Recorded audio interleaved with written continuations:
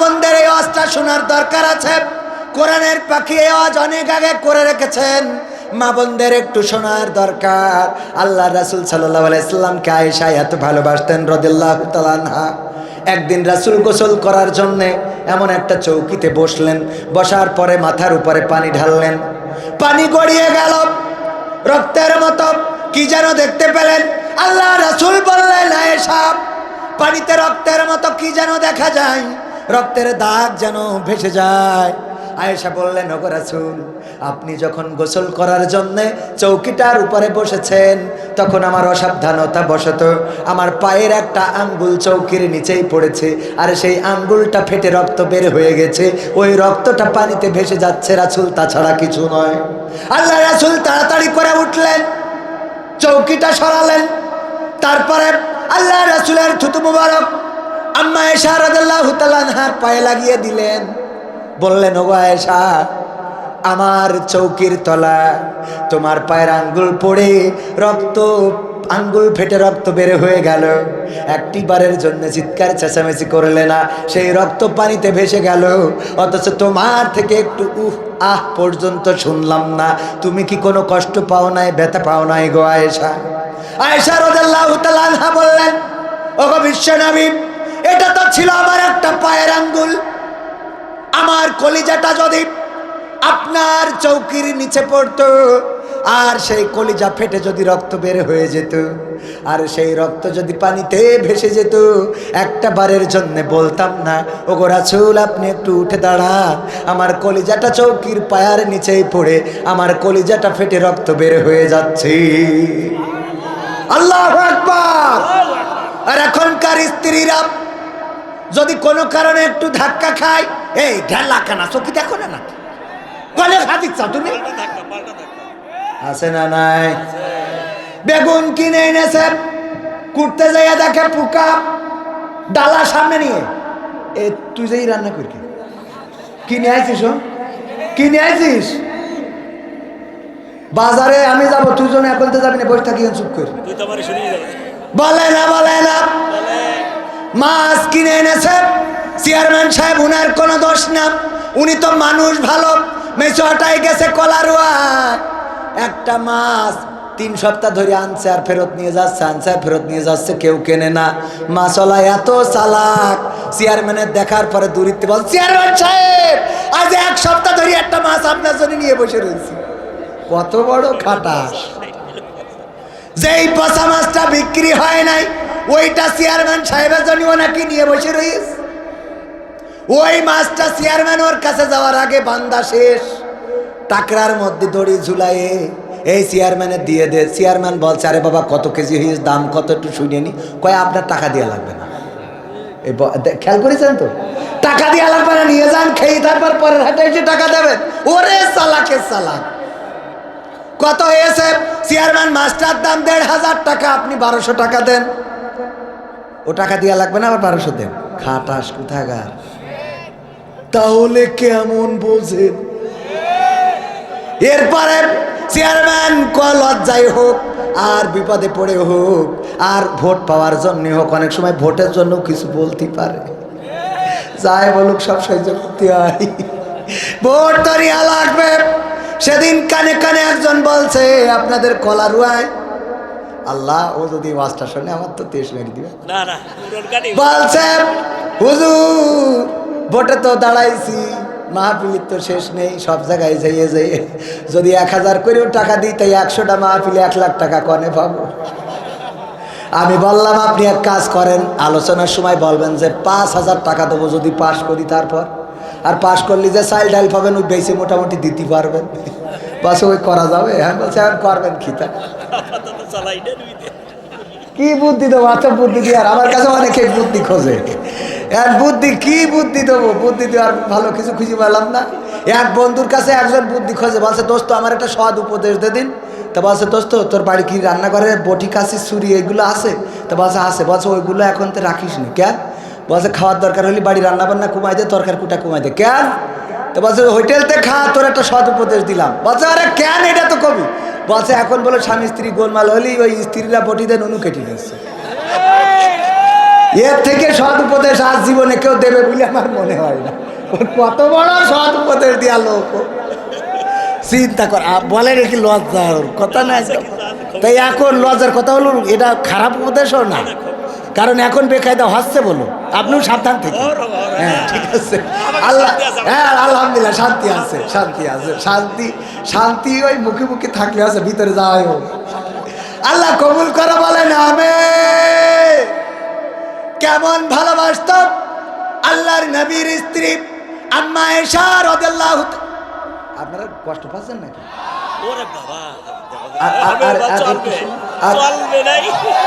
আর অল্প একটু সময় ভাইরা আমার, আমি অসুস্থ মানুষ, আপনারা দেখেছেন আমার লাঞ্চ ইনফেকশন হয়েছে। গতকালকে 4টা প্রোগ্রাম করতে হয়েছে, কারণ রোজা এসে গেছে, প্রোগ্রাম বেশি। গতবার ভারতে গেছিলাম, দেখি ভারতে বসিরহাটের দরবার শরীফি কথা হচ্ছে, হাফেজরা বলতেছে রোজাটা যদি আর একটু আগায় আসতো তাহলে ভালো হইতো, আর বক্তারা বলছে রোজাটা যদি আর একটু পিছাই যাইতো তাহলে ভালো হইতো। বোঝেন, একজনের ক্ষতি হয় আর একজনের উপকার হয় না, হয় না? কারো রোগ হয় আর হাসপাতালে ইনকাম আছে না নাই? রোগ যদি না হয় ডাক্তার যাবে কোথায়? মাঝে মাঝে আমি 2-1টা ডাক্তারের দেখা হলি, ডাক্তার রোগ মুখ মানুষের হচ্ছে না, বলছে না আগের মতো নেই। আমি কই তাহলে তো বেকায়দা অবস্থা, আমাদের একটু দাওয়াত করি খান, দোয়া করি দুবানে যেন রুগী বেড়ে যায়। রোগ মুখ না হলে ডাক্তারদের বেকায়দা অবস্থা না? রোগ হওয়ার দরকার ডাক্তারদের জন্যে। কারো আমার মৃত্যু, কারো একদিন মুখে হাসি ফুটাবে কোনো কাফন বিক্রেতা, একদিন আমার মৃত্যুকে কেন্দ্র করে কাফন বিক্রি করে কিছু চাল ডাল আটা কিনে নিয়ে বাড়ি যাবি, ঠিক না বেঠে? ওগো আমার ভাইরা, আম্মা আয়েশা রাদিয়াল্লাহু তাআলা আনহা আল্লাহর নবীকে কেমন ভালোবাসতেন এটা তো বুঝতে পারলেন। আর এখনকার নারীরা ভালো তো বাসে না, বাসে না, ওদের আবার স্বামী ভালো লাগে না। ওরা বলে স্বামী আমার যেমন তেমন, দেওরাই আমার মনের মতন গরি। দেওরা ওর মনের মতন হয়েছে, স্বামী যেমন তেমন, দেওরা নাকি মনের মতন। এই দেখে আবার স্বামী রাগায়, বউ আমার যেমন তেমন, শালি আমার মনের মতো। পাল্টা পাল্টি হামলা চলে না, চলে না? পাল্টা পাল্টি হামলা মামলা যদি চলে, এর মাঝখান দিয়ে খুশি হয় কিডা বলে? শয়তান খুশি হয়, কারণ শয়তান তো এইটাই চাচ্ছিল যে তোরা এই করে বেড়া, তুই শালি নিয়ে থাক আর ও দেওর নিয়ে থাক। অথচ দুইজনই যদি ওই দেওয়ার শালিরে বিয়ে করতো তাহলে 2 ভাই মিলে ভাইরা ভাই হতে পারতো। সম্পর্কটাও ভালো না খারাপ? সম্পর্কটা হালাল। আবার 2 বোন হয়তো যা যা, ওরে বাবা একই বাড়ি থাকা কত আনন্দ, কিন্তু ওকে তো এত সুখ সয় না, ঠিক না বেঠে? এত সুখ ভালো লাগে? ওই আমার মা বোনেরা অনেকেই অনেক অকৃতজ্ঞ স্বামীদের প্রতি। আল্লাহ রাসূল বলেছেন নারীরা জাহান্নামে যে গিয়েছে বেশি, মেরাজ থেকে এসে দেখে বললেন নারীরা জাহান্নামে বেশি, সুতরাং বেশি করে সাদাকা করো। আল্লাহ রাসূলকে জিজ্ঞাসা করা হলো কারণ কি? কারণ 2টা। কয়টা কারণ? 2টা। 1 নম্বর কারণ হলো তারা তাদের স্বামীদের প্রতি কৃতজ্ঞ থাকে না, স্বামীদের প্রতি কৃতজ্ঞ থাকে না। আপনি পুরানো জামা কাপড় বেচে আছে না নাই? কোন পুরানো জামা কাপড়ের দোকানে পুরাতন 3 পিস কি পেয়েছেন? পুরাতন কোন মেয়ের কাপড়, পুরাতন শাড়ি? না, নাই। মেয়েদের একটা পোশাক পাবেন না, যত পুরাতন কাপড় সব ছেলেদের। কারণ জানে বাবারা পুরাতন কাপড় পরে, কিন্তু কোন বাবা তার মা, ওই সন্তানের বাবা তার মাকে পুরাতন কাপড় পরায়। যদি কষ্ট হয়, স্ত্রী বলেছে এবারে ঈদে তুমি যদি আমার পাখি 3 পিস না কিনে দাও তাহলে তোমার ঈদের আগুন, মুখে আগুন ধরাবো। ওই ঈদের মুখ খুঁজে পাবে কেন? তারপরে আগুন ধরানোর শক্তি আছে না নাই? ও তো আর গ্যাস লাইট দিয়ে আগুন ধরায় না, এমন আগুন ধরায় যে আগুন দিয়ে জ্বালানোর পরে মনির খান গায়ে অঞ্জনা রে অঞ্জনা, ঠিক না বেঠে? ওই আগুন জ্বলে না, জ্বলে না। আপনার কি জ্বলিল ছোটবেলায়? জ্বলিনি, তাহলে থাক। ছোটবেলায় জ্বলিনি, এরা মানুষ কমই আছে। আর খেয়াল করে দেখলাম, আজকেও দেখলাম আমার গ্রামের, আমি নাম বললে তো কাটি খুলে দেবে, দরকার নেই নাম বলার। সেদিন ঢাকাতে গেলাম এক অনুষ্ঠানে অ্যাটেন্ড করার জন্যে। বলতেছে হুজুর কি করব বলেন, প্রেম কি করা যাবে? বললাম না। বলছে তাইলে কি করে আটকাবো কেন? বলছে যাদের পছন্দ করি, প্রেম না করে চিন্তা করি প্রতিষ্ঠিত হয়ে লেখাপড়া শিখে কাঙ্ক্ষিত টার্গেট অর্জন করি, তারপর বিয়ে করব। কিন্তু এর মধ্যে গাঁজাখোর মালখোররা তার টেনে নিয়ে চলে যায়। ঠিক না বেঠে? প্রতিষ্ঠিত হয়ে যে ভালো মেয়েটা বিয়ে করতে চাই, তার আগে গাঁজাখোরেরা ওরে নিয়ে হাঁটা দেয়। এখন আবার প্রতিষ্ঠিত না হইলে বাবাও তো বিয়ে দিতে চায় না, আবার মেয়ের বাবারাও আমাদের মতো ভালো ছেলে পছন্দ করে না, আবার প্রেম করলেও তা হারাম, তাহলে আমরা যাবো ওখানে। আমি বলছি তো বিয়ে কায়দা ফতো আর, ঠিক না বেঠে? খুব বেকায়দা অবস্থা, যাবে কোথায়? আমার মা বোনদের বলবো, মা বোনেরা সন্তানদের দেখে রাখবেন। আমার গ্রামেও আজকে এক অনুষ্ঠান হলো, দোয়ার অনুষ্ঠানে গ্রামে সবার দাওয়াত, গোশত খাওয়াইছে, ছাক্কা খাওয়াইছে, ডাল খাওয়াইছে। আমরা পুরুষরা খাওয়ার পরে মহিলারা, এই মহিলাদের মধ্যে একজন এসে বলছে আঙ্কেল আসসালামু আলাইকুম, চিনতে পেরেছেন? কলাম পারিছি। কয়দিন আগে ও ওইরকম একজনের সাথে মাল খেয়ে টাল হয়েছে। সুন্দরী সবচেয়ে গ্রামের সুন্দরীগুলো কি চলে যায় মালখোরদের সাথে, ফেন্সিখোরদের সাথে, ইয়াবাখোরদের সাথে। আর এরপরে এ যখন প্রতিষ্ঠিত হয়, হওয়ার পরে আবার এর সাথেও লাইন মারে। কয় আমি বুঝতে পারি পাকামো এখন আর খেলা হবে না, ঠিক না বেঠে? প্রতিষ্ঠিত হওয়ার পরে খোঁজো, এখন মজাটা বোঝো। মা বোনেরা এমন ভুল করবেন না, আবেগের বর্ষবর্তী হয়ে যারা এমন ভুল করেন, এই ভুলের কারণে পরিবারের মুখে চুনকালি লাগে, সমাজের মুখে চুনকালি লাগে। পিতামাতা মুখ দেখাতে পারে না, জামাইয়ের পরিচয় দিতে পারে না। চেয়ারম্যান মেয়েটাকে বড় করছিল, হঠাৎ করে এক ফেন্সিখোরের সাথে চলে গেছে, বাড়ি কাজের লোকের সাথে চলে গেছে। এরকম ঘটে না? চেয়ারম্যানের ড্রাইভার যে গাড়ি চালায় আর চাবি নিয়ে চুপ করে দাঁড়ায় থাকে, চেয়ারম্যান সাহেব জি স্যার, হ্যাঁ sir, okay sir, thank you sir, yes sir, no sir, good sir. এই স্যার বলা লোকটা মেয়ে নিয়ে চলে গেছে। সহ্য না করি পারা যায়? বলেন, স্টক করবেন না? আপনি করবেন কি না?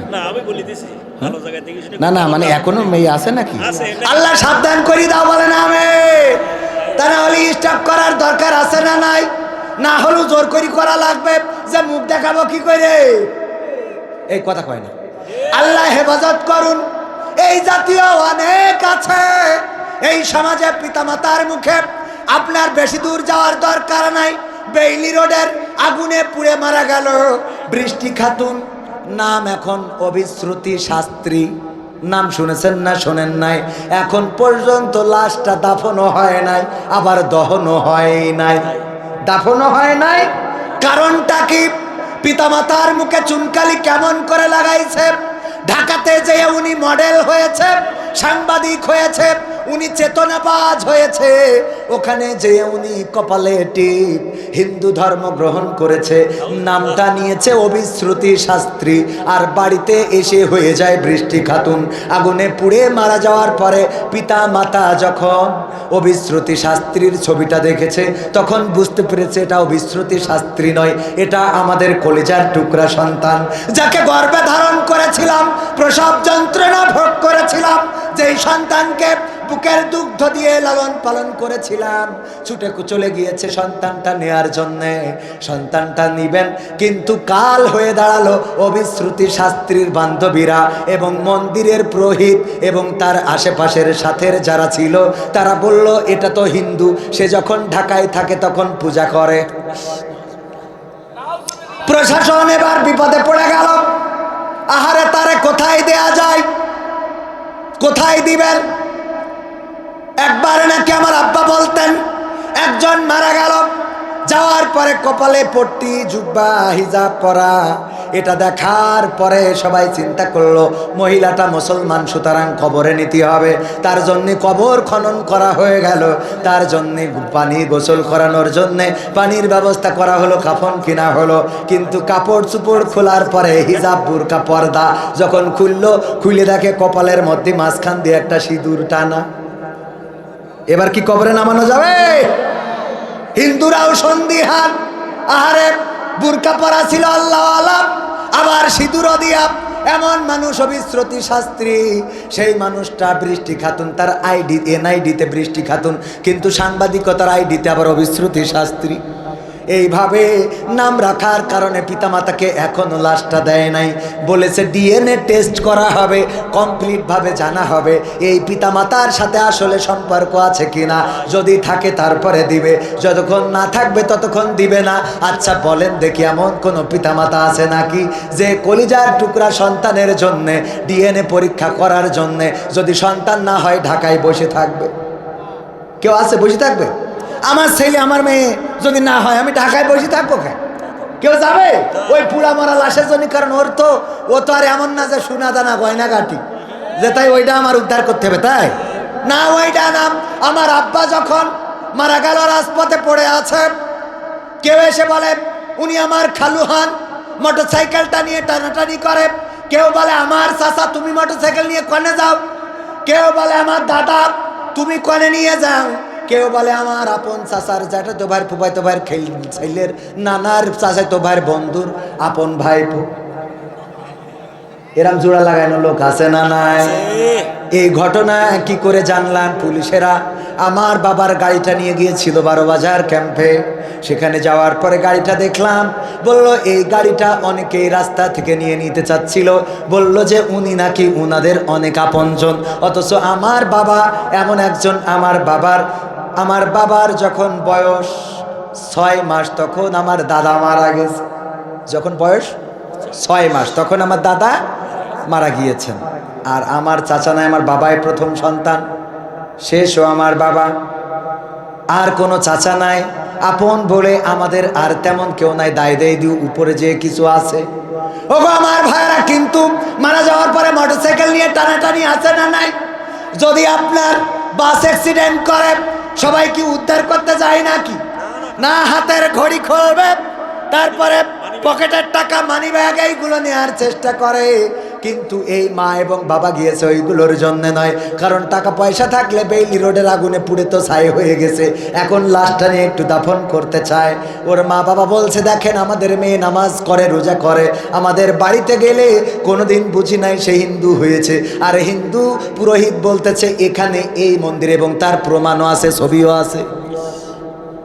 এরা কি পিতামাতার মুখে চুনকালি দিয়েছে না দেয় না? অথচ এই সন্তান হতে পারত পিতামাতার নাজাতের ওসিলা। বলেন ঠিক না বেঠে? ওগো আমার ভাইয়েরা, এই জন্যে মা বোনরা জাহান্নামে যাওয়ার কারণ কয়টা?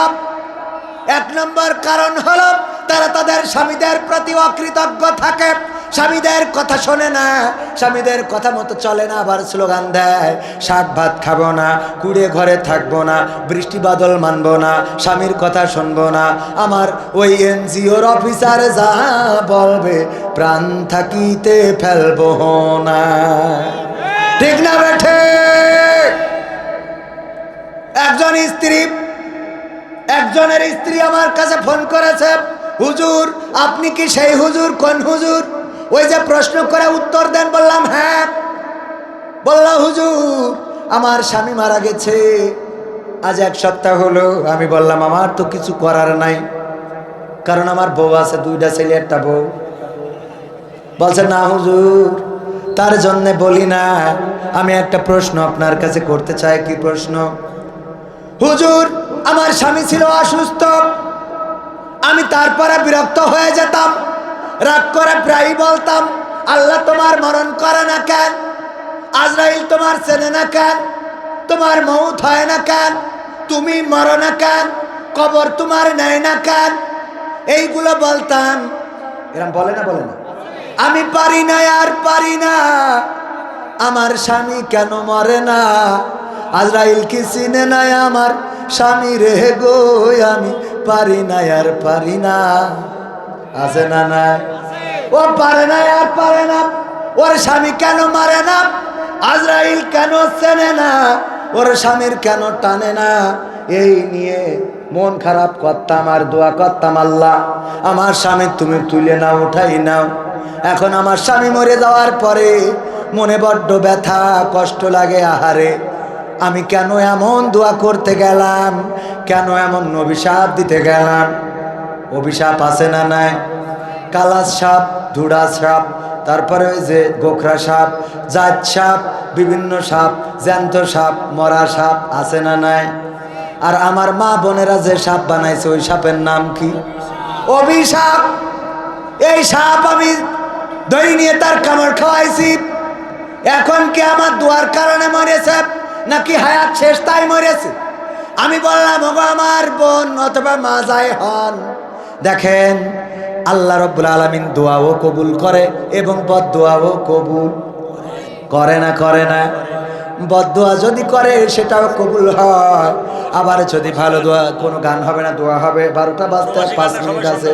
ও আমার ভাইয়ের, আমি অসুস্থ মানুষ, আপনি যে স্লিপ দিয়েছেন এরপরে গানের অনুরোধ চলতে পারে না, কোনো কথা হবে না। ও আমার ভাইয়েরা, এবার শোনেন ওই স্ত্রী কি বলছেন। ওই স্ত্রী বলছেন আমার দোয়ার কারণে মরেছে কিনা। আমি বললাম ওগো আমার বোন, আল্লাহ দোয়াও কবুল করে এবং অভিশাপও। আল্লাহ নেক দোয়া এবং বদদোয়া কবুল করে। হতে পারে আপনার বদদোয়ার কারণে স্বামী মরেছে, আবার এমন হতে পারে যে আপনার বদদোয়া না, আসলে হায়াত ফুরাইয়েছে। তবে যদি আপনার বদদোয়ার কারণে মরে, তাইলে আপনি অন্তত আল্লাহ যদি ক্ষমা না করে জাহান্নামের কীট হয়ে গেছে। ঠিক না বেঠে? কারণ স্বামীকে কষ্ট দেয়া যাবে। আল্লাহর নবীর কন্যা ফাতেমা রাদিয়াল্লাহু তাআলা আনহার 2টা সন্তান ছিল, নাম কি? হাসান এবং হুসাইন রাদিয়াল্লাহু তাআলা আনহু। আমি কথা বলছি, আমার বড্ড কষ্ট হচ্ছে, আমার লাঞ্চের উপরে চাপ দিয়ে কথা বলা নিষেধ, তারপরেও আর কালকে দিনটা বলবো, তারপরে রেস্টে যাব, ওষুধ চলছে। এর মধ্যে গতকাল খুব বেশি কষ্ট হচ্ছিল, কিন্তু আজ একটু কম হচ্ছে। তারপরেও আমি আমার দায়িত্ব শেষ করতে চাই। 2 ঘন্টার নিচে আলোচনা তেমন একটা করি, 2 ঘন্টার নিচে তেমন একটা করি না। 11টায় উঠেছি, 1টা বাজতে গেছে না, যায় নাই। মুনাজাত দিয়ে আর একটু বেশি সময় চলে যেতে পারে, থাকবেন ইনশাআল্লাহ। ও আমার ভাইরা, এখনো 10 মিনিট আছে, এর মধ্যে বলি শোনেন। আল্লাহর নবী বললেন 2টা কারণে জাহান্নামী। একটা কারণ অকৃতজ্ঞ থাকে স্বামীদের প্রতি। আল্লাহর নবীর কন্যা ফাতেমা রাদিয়াল্লাহু তাআলা আনহার সন্তান ছিলেন 2টা, হাসান এবং হুসাইন। 3 দিন ধরে বাড়িতে কোনো খাবার নাই, রান্না করার মতো কিছু নাই। 3 দিন ধরে হাসান হুসাইন কিছু খাইতে পারে না। মাকে কান্না করে বলতেছে, মা গো আর কতদিন না খেয়ে থাকবো? মা বললেন, ওগো হাসান হুসাইন, আমারে কেন জ্বালাও? তোমরা কি তোমাদের বাবাকে চোখে দেখো না? এমন কথা বলার কারণে আলী ওই সময় বাড়িতে ফিরছিল, মদিনার অলিতে গলিতে ঘুরেছেন, কিন্তু কোনো কাজ ম্যানেজ করতে পারেন নাই। যখন এই কথা শুনলেন, লজ্জায় ওই বাড়ির গেট থেকে বের হয়ে গেলেন। বের হয়ে যাওয়ার পরে কিছুক্ষণ পরে ফাতেমা রাদিয়াল্লাহু তাআলা আনহা বললেন, ওগো হাসান হুসাইন, তোমাদের পিতা তো দেখছিলাম বাড়িতে ফিরছিল, কোথায় গেল? বাবা বাড়িতে ঢোকার সময় গেটের কাছে যখন আসলো, তুমি তো আমাদের ধমক দিলে, তোমাদের বাবাকে কেন বলো না? তোমাকে কেন বারবার জ্বালাতন করি যে খাবার দাও, খাবার দাও। এই কথা শুনে বাবা ওখান থেকে, গেট থেকে বের হয়ে গেছে। ফাতেমা রাদিয়াল্লাহু তাআলা আনহা আরো কিছুক্ষণ অপেক্ষা করলেন, কিন্তু বাড়িতে ফিরলেন না আলী রাদিয়াল্লাহু তাআলা আনহু। তাড়াতাড়ি করে বোরখা পরে খুঁজতে বের হলেন, মদিনার অলিতে গলিতে খুঁজে বেড়ালেন, কোথাও পেলেন না। চলে আসলেন নবী মুহাম্মাদের কাছে, এসে বললেন, আব্বা গো, আজকে তো আমি আপনার জামাতাকে কষ্ট দিয়ে ফেলেছি। আল্লাহর নবী বললেন, আলীকে কি এমন কষ্ট দিয়েছো ফাতেমা? আল্লাহর নবীর কন্যা বললেন, ওগো আমার বাবা, আজ 3 দিন ধরে বাড়িতে খাবার নাই। হাসান হুসাইন ক্ষুধার্ত, পেটে পাথর বাঁধা, আমাকে বারবার বলে, মাগো খেতে দাও। আমি তো তাদের কষ্ট সহ্য করতে পারি না, আমাকে বারবার জ্বালাতন করে। আলী ও মক্কার অলিতে, মদিনার অলিতে গলিতে ঘুরে কোনো কাজ ম্যানেজ করতে পারে নাই। দুইটা পয়সার ব্যবস্থা করতে পারে নাই, খাবারের ব্যবস্থা করতে পারে নাই। কিন্তু আমি মনের কষ্টে বলে ফেলেছি, তোমরা কেন আমাকে বারবার জ্বালাতন করো? তোমাদের বাবাকে দেখো না কেন? তোমাদের বাবাকে বলো না কেন? তোমাদের বাবাকে জ্বালাও না কেন? আমাকে কেন বারবার জ্বালাও? এমন অনেক সময় মা বোনেরা সন্তানদের বলে না, বলে না? মোবাইল দাও মা, মোবাইল দাও। বলে তোর বাপের কাছে সেখানে আমার কাছে বলিস কেন? বলে না, বলে না? তোর বাপের কাছে বলতে মা সাইকেল কিনে দাও, তোর বাপের কাছে বলতে পারিস? ফাতেমা রাদিয়াল্লাহু তাআলা আনহা এই কথাটা বলেছেন, আলী বাড়ি থেকে বের হয়ে গিয়েছে। আল্লাহর নবী বললেন, ফাতেমা আলীকে কি এখনো খুঁজে পাও নাই? না পায় নাই। আল্লাহর নবী বললেন, ওগো ফাতেমা, আমার আলীকে যদি এই মুহূর্তে কোনো সাপে কামড় দেয়, আর আলী যদি মারা যায়, অথবা কোনো বনের বাঘ ধরে নিয়ে যায়, আর আলী যদি মারা যায়, তুমি যদি তার থেকে কোনো ক্ষমা চেয়ে না নিতে পারো, এই কথায় যদি আলী কোনো কষ্ট মনে রেখে কবরে চলে যায়, তুমি যদি ক্ষমা চেয়ে না নিতে পারো, ওই কিয়ামতের ময়দানে, হাসরের ময়দানে, বিচারের দিনে, মুসিবতের দিনে আমি নবী মুহাম্মদ তোমাকে আমার কন্যা বলে পরিচয় দেব না। আল্লাহু আকবার। এখন কি মা বোনেরা বুঝেছেন? স্বামীর সাথে কেমন আচরণ করবেন, ভালো ভালো কথা বলবেন, সুন্দর সুন্দর কথা বলবেন। কিন্তু স্বামীদেরও তেমন হওয়ার দরকার আছে না নাই? স্বামীরা আবার এমন, এক স্ত্রীর ওয়াজ করে, আমার আব্বা বলতো, ওয়াজ করা হয়েছে যে তোমরা যদি পারো রহিম আলাইহিস সালামের মতো স্বামীর চুল দে পা মুছাই দিবা, কারণ আইব আলাইহিস সালামের চুল দে পা মুছাই তারপরে রহিম আলাইহিস সালাম ঘুমাতেন। এই শুনে আপনাদের এই কলারুয়ার লাঙ্গল ঝাড়ার এক মহিলা, একজনের স্ত্রী, সে যাইতে একজনের চুল দে, স্বামীর চুল দে পা মোছাইয়ে শুয়েছে। শোয়ার পরে গন্ধের জ্বালায় বাঁচা যাচ্ছে না। ওরে গন্ধ তো গন্ধ, এত দুর্গন্ধ যে ঘুমাই নই গেল, নাকের গন্ধ, পায়খানা। এই গন্ধ কোথা থেকে আসে? তাড়াতাড়ি খোঁজো। চারিদিকে খুঁজে কোথাও পায় না, পায় না, পায় না। হারিকেন ধরালো, হারিকেন ধরায় খুঁজে খুঁজে পাইল না। স্বামী হঠাৎ করে মনে হইলো যে বোর চুল থেকে গন্ধটা আসছে, স্ত্রীর চুল টেনে নাকের কাছে নিয়ে কয়, তোমার চুলই তো গন্ধ, ঘটনা কি? কয়, ঘটনা কি? তা তো আমি জানি না, আজকে হুজুরের একটা ওয়াজ আমল করেছিলাম। কি ওয়াজ? হুজুর ওয়াজ করেছেন, যদি পারো স্বামীর চুল দে পা মুছাই দিবা। আমি আজকে আমার স্বামীর চুল দে পা মুছাইয়ে শুইছি, তোমার চুল দে পা মুছাইছি, মুছাইয়া শুইছি, আমলটা করেই শুইছি। বলছে ঘটনা তো ঘটিস ওই জায়গায়, ওই যে লাঙল ঝাড়ার মোড়ের মাথায়, লাঙল ঝাড়া বাজারে, ওখানে তাস খেলছিল টাকা দিয়ে। হঠাৎ করে পুলিশ এসেছে, আসলি দেশে দৌড়, জুতো পাই দিয়ে একটু টাইম পাইনি, বাঁশ বাগানের নিচ দিয়ে গিয়েছে, কিটা ঝাড়িয়ে থিয়েছে, ওই চটকায় যে শুয়েছে, চুপচাপ শুয়ে আছে। আর ওই যে চুল দিয়ে মুছাইয়ে শুয়েছে রে। পরের দিন যখন আব্বা ওয়াজ করে বাড়ি যাচ্ছে, মা বোনরা ডেকে বলছে, হুজুর একটু দাঁড়ান, কথা আছে। কি কথা? হুজুর আপনি তো বললেন যে মা বোনেরা চুল দিয়ে স্বামীর পা মুছাই দিবা, এটা তো ভালো কথা, কিন্তু সামনে যে স্বামীরা থাকে ওদের বলবেন টিউবওয়েলেতে যেন পাড়া ধুইয়েতে শো, টিউবওয়েলেতে যেন পাড়া মনে থাকবে। ও আমার যুবকেরা, তরুণেরা, 5টা কাজ করে দিতে হবে আমার। 1 নম্বর কাজ, নামাজ কাজা করা যাবে, নামাজ কাজা করা যাবে না, নামাজে ফাঁকি দেওয়া যাবে না। নামাজে ফাঁকি দিলেন নিজের ক্ষতি করলেন। লেখাপড়ায় যে ক্লাস ফাঁকি দিয়েছে সে কি স্যারের ক্ষতি করেছেন? নিজের ক্ষতি। যে স্কুলে ঠিক মতো যায় নাই, মাস্টারের ক্ষতি হয়েছে না নিজের? নিজের ক্ষতি হয়েছে। তেমনি ভাবে নামাজের ফাঁকি দেওয়া মানে নিজের ক্ষতি করা। নামাজ তো পড়বেন, পড়বেন, জামাতের সাথে পড়াও ফরজ। জামাতে পড়ার দরকার আছে না নাই? আমি নিজেও দেখেছি জামাতে না পড়লে নামাজের হক আদায় হয়। আমি যখন একা পড়ি তখন মনে হয় আমার পিছন থেকেও তাড়াচ্ছে। যখন একা পড়ি কি সুরকিরা যে কোয়ান্তে কমনে চলে যায়, ঠিক না বেঠে? চেয়ারম্যান সাহেব খেয়াল করে দেখবেন, একা পড়ার সময় রুকু সিজদাও ঠিক মতো, ও রুকুতে সোজা হয়ে উঠার আগে সিজদা। একা পড়ি দেখবেন আপনারা, হক আদায় হয়। কিন্তু মসজিদে গেলে হক আদায় হয় না, হয় না। জামাতের সাথে নামাজ পুরোটাই হক আদায় হয়ে যায়। জামাতের সাথে নামাজ পড়লে আপনার যত তাড়াহুড়া থাকুক, আপনার নামাজটা সহি শুদ্ধভাবে আদায় হয় না? হয় না? অনেকেই আছে নামাজ পড়ে না, কিন্তু নামাজের সহি শুদ্ধ না হলেও বুঝতে পারে। আমাদের এক এমপি মশিউর রহমান রাঙা এমপি ছিল, এবার ফেল মেরিয়েছে জাতীয় পার্টির, রংপুরের এক ফেল মেরেছে এমপি থাকাকালীন। গত বছরের এক মাহফিলি বলতেছে একজন নামাজ পড়ে না, কিন্তু সে নামাজের টাইমটা বোঝে। কেমন টাইম বোঝে? নামাজ জামাত শেষ হওয়ার পরে এখনকার নামাজিরা নামাজে মনোযোগ না।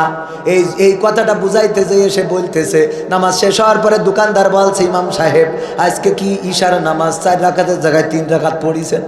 বলছে না 4 রাকাত, কেউ তো লুকমা দিলে না। বলছে না আমি নিশ্চিত 3 রাকাত। কয় কি করে? কয় আমার মন বলে শুধু তাই না, আমি নিশ্চিত বিশ্বাস করি। কেন? কারণ আমার দোকান আছে 4টা। এই বাজারে আমি 4টা দোকানের হিসেব কিতাব করি। প্রথম রাকাতে যখন আপনি চলে যান 1 নম্বর দোকানের হিসেব সেটেল হয়ে যায়, দ্বিতীয় রাকাতে গেলে 2 নম্বর দোকানের হিসেব সেটেল, তৃতীয় গেলে 3 নম্বর রাকাত 3 নম্বর দোকানের হিসেব সেটেল, 4 নম্বর রাকাতে গেলে আমার দোকানের হিসেব 4টে দোকানের হিসেব সেটেল হয়ে যায়। আপনি নামাজ পড়িয়ে মসজিদ বন্ধ করে বাড়ি আসেন, আর আমিও দোকানে শাটারটা নিয়ে বাড়ি চলে যাই। কিন্তু আজকে দেখলাম আমার একটা দোকান এখনো হিসেব করা হয়নি, এর মধ্যে আপনি 23 মেরে দিয়েছেন। বোঝা গেছে তো? দোকানের হিসেব দিয়ে নামাজ মিলায়, টাইমটা দেখেন। অথচ নামাজিরা নিজেরা পড়লে এতটুকু টাইমও মেনটেন্স করে, আর নামাজে দাঁড়াইলে বেদের মেয়ে জোসনায় আমার কথা দিয়েছে, 80 বলে জোসনা ফাঁকি দিয়েছে। কত গান, কত কবিতা, কত চেয়ারম্যানি কোন জায়গার তিরান কনে লাগাবে, কনকের রাস্তা কনে থবে, এইগুলো নামাজের মধ্যে মনে পড়ে না? পড়ে না? সব নামাজের মধ্যে হিসেব কষে। এই জন্যে আমার ইমাম সাহেব একদিন বলল যদি কিছু হারায় যায় তাইলে সাথে সাথে নামাজে দাঁড়াবা, শয়তান দেখেও তাড়াতাড়ি মনে করিয়ে দিই। এবং আমি খেয়াল করে দেখেছি কিছু মনে নেই, নামাজে দাঁড়াইলেই মনে পড়ে যায়। এই কথাটা বলতে চাইলাম রে। বিসমিল্লাহির রহমানির রহিম, আলহামদুলিল্লাহ। আল্লাহ এই কথাটা বলা হয়নি, আলহামদুলিল্লাহি রাব্বিল আলামিন আর রহমানির রহিম। কেন যে বললাম না, আল্লাহ বলা ভালো ছিল। মালিক ইয়াউমিদ্দিন ইয়াকা না'বুদু। এই ইমাম সাহেব এত দেরি করছে কেন? ঠিক না বেটে? এই জন্য নামাজে দাঁড়াবেন মনোযোগ নিয়ে, আল্লাহর দিকে রুজু করে দেবেন। মনোযোগ হওয়ার অন্যতম পন্থা হলো আল্লাহ রাসূল বলেছেন মাথায় রাখবা আল্লাহ যদি এটা চিন্তা করো তুমি আল্লাহকে দেখছো না, তবে এতটুকু চিন্তা করবা আল্লাহ তোমাকে দেখছেন। তুমি আল্লাহকে দেখছো না ঠিক আছে, কিন্তু আল্লাহ তোমাকে দেখছেন। একজন মন্ত্রীর সামনে, চেয়ারম্যানের সামনে কেউ যদি যায়, প্রধানমন্ত্রী যদি বলে কবির বিন সামাত্তর সাথে দেখা করব, এক এক করে যদি ডাকে, বলেন দেখি কেমন করে প্রধানমন্ত্রীর সামনে যাব? কেমন করে? চিন্তা করেন একটু। আপনার ডাকলেও আপনি যত বড় জামাতের নেতা হন, যদি বলে প্রধানমন্ত্রী যে তোর সাথে একটু দেখ, আল্লাহ প্রধানমন্ত্রী আমার সাথে দেখা করো, ঠিক না বেঠে? সবচেয়ে বড় জামা জুতো, আর জীবনে যেই কোট গায়ে দিন ওই কোট। আল্লাহ যেই বলবে প্রধানমন্ত্রী, আমি তো বুঝতে পারিনি আমার আব্বা একসময় নৌকা করতো, ওর আব্বা করতো, দাদা করতো, এটা তুলে ধরবে না? ধরবে না? এই বাস্তবতা কথা বলছি। ওখানে যাই ওই ইতিহাস, হ্যাঁ কষ্ট হয়ে যাচ্ছে। ও হবেই তো, টাইম তো শেষ হয়ে গেছে। সজুর দেবেন পড়েন আল্লাহুম্মা সাল্লি আলা মুহাম্মাদিন ওয়া আলা আলি মুহাম্মাদ কামা সাল্লাইতা আলা ইব্রাহিম ওয়া আলা আলি ইব্রাহিম ইন্নাকা হামিদুম মাজিদ। আল্লাহুম্মা বারিক আলা মুহাম্মাদিন ওয়া আলা আলি মুহাম্মাদ কামা বারাকতা আলা ইব্রাহিম ওয়া আলা আলি ইব্রাহিম ইন্নাকা হামিদুম মাজিদ। 5টা কাজের মধ্যে 2টা বলেছি, আর 3টা আগামী দিন এসে বলবো।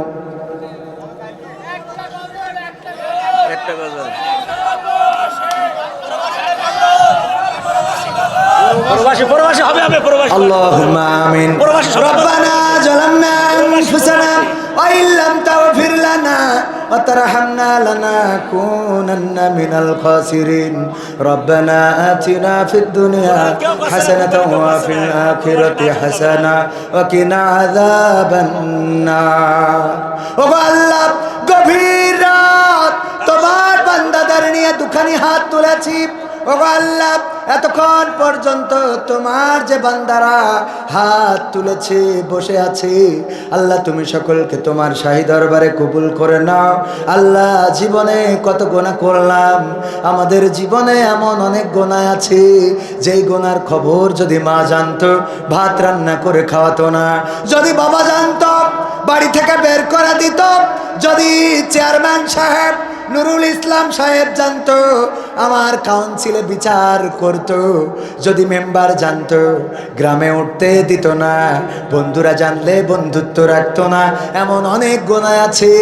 স্ত্রী জানলে সংসার করতো না, আবার নারীদের এমন অনেক গুনাহ আছে, যদি স্বামী ওই গুনার খবরটা জেনে যেত তাইলে এমন স্ত্রীর সাথে একটা রাতও কাটাতো না।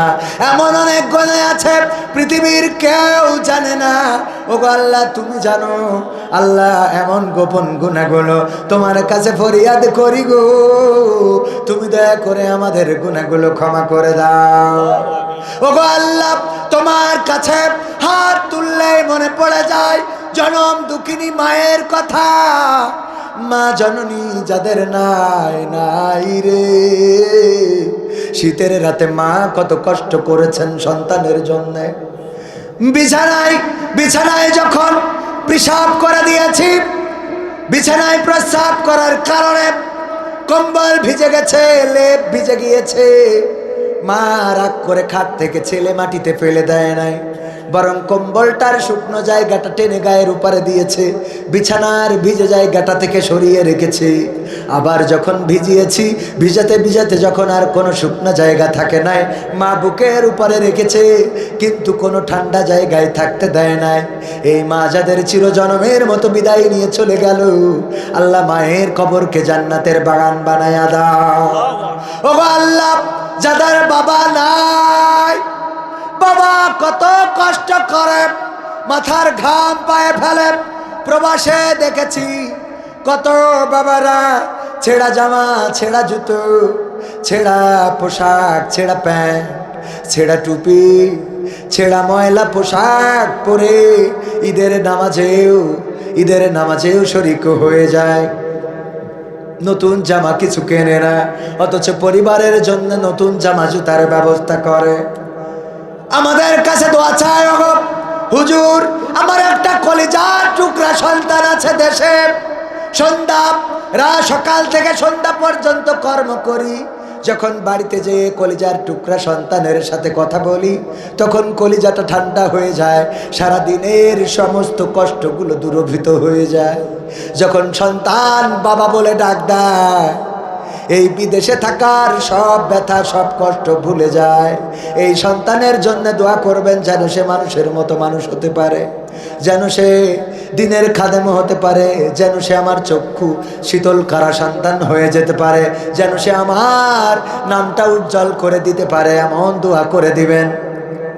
আল্লাহ, এমন পিতা যাদের চিরজন্মের মতো হারিয়ে গেল, সাতক্ষীরা কলারোয়ার কত মানুষ ভ্যান চালায়, কত মানুষের গাল মন্দ শোনে, বকা শোনে, কত মানুষের গালি খায়, তারপরে সন্ধ্যাবেলা চাল ডাল কিনে নিয়ে যখন বাড়িতে ফেরে, ওই ভ্যান চালক, রিক্সা চালক বাবাটা বাড়িতে ফেরার সময় আর ভ্যান চালক থাকে না। যখন সন্তান বাবা বলে ডাক দেয়, এমন হাসি দেয় যেন সে এই বাংলাদেশের কোনো এক প্রেসিডেন্ট। আল্লাহ, এই পিতা সারাটা জীবন সন্তানের জন্য কষ্ট করে গেল, খেটে গেল, পরিশ্রম করে গেল। কত পিতাকে দেখেছি যখন সন্তান বিদেশে যায়, এয়ারপোর্টের মধ্যে সন্তানকে ঢুকিয়ে দেয়, আর সন্তান ওই গ্লাসের দরজা দিয়ে যখন ঢুকে যায়, বাবা ওই দিকে অপলক দৃষ্টিতে তাকিয়ে থাকে, আর চোখ থেকে অশ্রু টপ টপ করে ঝরতে থাকে, তাকিয়ে থাকে, আহারে 2টা পয়সার জন্যে আমার কলিজার টুকরা সন্তান চলে যায়, 7 সমুদ্র 13 নদী পাড়ি দিয়ে কোথায় পার করে দিলাম। বাসের মধ্যে বসে থাকে আর চোখ থেকে অশ্রু ঝরতে থাকে। জিজ্ঞাসা করলাম, কেন কাঁদে? বলে, ওই যে বাবা বিমানটা চলে যায় নীল আকাশ ঘেঁষে, আমার সন্তানটাও এই বিমানে করে আজকে মালয়েশিয়া, সৌদি আরবে চলে যাচ্ছে। এই পিতা যাদের চিরজন্মের মতো হারিয়ে গেল, আল্লাহ বাবার কবরটাকে জান্নাতের বাগান বানাইয়া দাও। বাবা হারাদের মধ্যে আমিও একজন। বাবাকে হারিয়েছি, 22টা বছর হয়ে গেল। না আর কেউ কোনোদিন বাবার মতো মাথায় হাত বুলিয়ে দেয় নাই, আর কোনোদিন বলে নাই কবির আমি তো আছি, এগিয়ে যাও। যেই বাবা হারালাম বুঝলাম বাবার কষ্টটা কতটুকু। আমার কলেজের প্রিন্সিপাল বললেন, কবির ভাই সবচেয়ে জীবনের চাওয়া কি? আমি বললাম পরকাল আছে, এটা তো সত্য, কিন্তু যদি না থাকে আমি এটা চাই না। আমি চাই পরকাল যেন থাকে, এটা 100% বিশ্বাস করি এবং আমি এটা মানিও। কিন্তু নাস্তিকদের কথা ধরে যদি বলি পরকাল নাই, আমি সেটা মানতে চাই না শুধু একটি কারণে, সেটা হলো আমি যেন পরকালে আমার বাবাকে আবার পাই। আমি এটাও বলেছি, আল্লাহ যদি জান্নাতে না দাও, যদি জাহান্নামেও দাও, বাবাকে দেখাও, আমার বাবাকে যেন পাই। যে বাবা আমার জন্মদিনে আনন্দিত ছিল, আমার ব্যথায় কাতর হতো, আমার কষ্টে ব্যতীত হতো। শুধু আমার কষ্টে নয়, এমন অনেকেই আছেন, অনেক পিতা অনেক সন্তান আছেন যাদের সুখের জন্য পিতা সারাটা জীবন কষ্ট করেছে। আল্লাহ যেন সবার পিতার কবরকে জান্নাতের বাগান বানিয়ে দেন। যাদের পিতা মাতা বেঁচে আছেন আল্লাহ নেখায়াত দিয়ে দাও, অসুস্থ থাকলে সুস্থতা দান করে দাও। এই মাহফিলের আয়োজন যারা করেছে আর শোনার জন্য যারা এসেছে, আল্লাহ তুমি সকলকে কবুল করে নাও, সবার নেখায়াত দান করে দাও। আমার সাবেক চেয়ারম্যান সাহেব জনাব নুরুল ইসলাম অত্যন্ত ভদ্র চমৎকার হৃদয়ের একজন মানুষ। আল্লাহ তুমি আমার নুরুল ইসলাম সাহেবকে কবুল করে নাও। আল্লাহ জনগণ যদি চায়, যেইভাবে কাউন্সিলে নেতৃত্ব দিয়েছে আবারও তিনি নেতৃত্বে আসবেন। আল্লাহ তুমি দয়া করে ভালো মানুষদের সমাজে নেতৃত্ব দেওয়ার তৌফিক দান করে দাও। ওগো আল্লাহ দাড়িওয়ালা টুপিওয়ালাদের নেতা বানিয়ে দাও। আল্লাহ নামাজি রোজাদারদের নেতা বানিয়ে দাও। আল্লাহ ইমানদার মুজাহিদদের নেতা বানিয়ে দাও। তোমার জমিনে তোমার দিন কায়েম করতে চাই যারা, তাদেরকে নেতা বানিয়ে দাও। ও আল্লাহ তোমার কাছে আমরা যারা হাত তুলেছি, আমাদের যাদের কলিজার টুকরা সন্তান আছে, আল্লাহ তুমি তাদেরকে মানুষের মতো মানুষ বানিয়ে দাও, তাদের চক্ষু শীতলকারী সন্তান হিসাবে গড়ে দাও। ওরা যেন আমাদের নাজাতের কারণ হতে পারে তৌফিক দান করে দাও। ওরা যেন আমাদের জাহান্নামের কারণ না হয়ে যায়। ওগো আল্লাহ মা বোনেরা হাত তুলেছে পর্দার মধ্যে, মা বোনদের হাত দুখানা কবুল করে নাও। গত মা বোনদের এই গ্রামে বাড়ি ছিল না, বিয়ের পরে এই গ্রামটা বড় আপন হয়ে গেছে। বিয়ের দিন পিতামাতা কত কেঁদেছিল, জামাইয়ের হাত ধরে বলেছিল জামাই গো তোমার হাতে তুলে দিলাম, আমার মেয়েকে মোটা চাউলের ভাত মোটা সুতার কাপড় কিনে দিও, কিন্তু মেয়েরে যেন কষ্ট দিও না, ব্যথা দিও না, মেয়েরে যেন নির্যাতন করো না। এমন কান্নাকাটি করে যেই পিতামাতা হাতে তুলে দিল, ওই পিতামাতা যাদের চিরজন্মের মতো বিদায় নিয়ে চলে গেল, আল্লাহ কবরগুলো জান্নাতের বাগান বানায়া দাও। কত মা বোন আছে অসুস্থ, স্বামীকে বলতে পারে না, টাকার অভাব, বাবাকে বলে না, সংসার চলে না তাই সন্তানকে বলে না, যদি রেগে যায়। ও আল্লাহ এমন মা বোন যদি থাকে গো, তুমি ডাক্তারের চেয়ে বড় ডাক্তার, কবিরাজের চেয়ে বড় কবিরাজ, আল্লাহ তুমি ওই মা বোনকে সুস্থতা দান করে দাও। ও গো আল্লাহ আমার তরুণ তরুণী কিশোর কিশোরী যারা আছে, যুবক যুবতী যারা আছে, ছাত্র ছাত্রী যারা আছে, আল্লাহ তুমি তাদেরকে লেখাপড়ায় কামিয়াবি দান করে দাও। আল্লাহ মেয়েদেরকে সৎপাত্রস্থ করার তৌফিক দান করে দাও। আমার চেয়ারম্যান সাহেবের সন্তানদেরকে মানুষের মতো মানুষ বানিয়ে দাও। আল্লাহ কলিজার টুকরা সন্তানেরা যেন জান্নাতের কারণ হয় তৌফিক দিয়ে দাও। আল্লাহ ওরা যেন চেয়ারম্যান সাহেবের মুখকে উজ্জ্বল করতে পারে সেই তৌফিক দান করে দাও। আল্লাহ 20 রমজানে চেয়ারম্যান সাহেব সাবেক উমরা করার জন্য মক্কায় যাবেন, আল্লাহ যাতায়াতটা সহজ করে দাও। তোমার ঘর তাওয়াফের ব্যবস্থা করে দাও। আল্লাহ রমজানের ইতিকাফ করার তৌফিক দান করে দাও। আল্লাহ আবার উমরা শেষে যেন ভালোভাবে ফিরে আসতে পারে তৌফিক দান করে দাও। ও আল্লাহ এখানে যারা হাত তুলেছে সবাইকে তুমি তোমার কাবা, তোমার রাসূলের রওজা না দেখায় কবরে নিও না। ও আল্লাহ তোমার কাছে চাইলে সারা রাত চাওয়া শেষ হবে না। এই মসজিদের জন্য যারা দান করেছে, টাকা দিয়েছে, পয়সা দিয়েছে, ধান দিয়েছে, চাল দিয়েছে, রড দিয়েছে, ইট দিয়েছে, বালু দিয়েছে, সিমেন্ট দিয়েছে, আল্লাহ যারা ওয়াদা করেছে যে যা দান করতে চেয়েছে সবার দানকে কবুল করে নাও। আর 2টা দিন পরে রোজা, অথচ এই রোজা আসার আগে কত লাশ, কত কবরে যে শায়িত হয়ে যাবে, কত মানুষের মাথার কাছে মালাকুল মাউত চলে আসবে। এই 2টা দিন আর পার হবে না, অনেকেই কবরের বাসিন্দা হয়ে যাবে। আল্লাহ তুমি আমাদের এই রমজানের রোজাটা না রাখায়া কবরের বাসিন্দা করে নিও না রে। ওগো আল্লাহ, তুমি বাংলার জমিনে কোরআনের আইন কায়েম করে দাও। আল্লাহ তুমি আলেমদের মুক্তির ব্যবস্থা করে দাও। আর তোমার কাছে আখেরি ফরিয়াদ মালাকুল মাউত যেদিন এসে জানটা নিয়ে উড়াল দেবে, আল্লাহ ওই দিন আমাদের সবার জবানে জারি করে দিও আখেরি কালেমা লা ইলাহা ইল্লাল্লাহু মুহাম্মাদুর রাসূলুল্লাহ।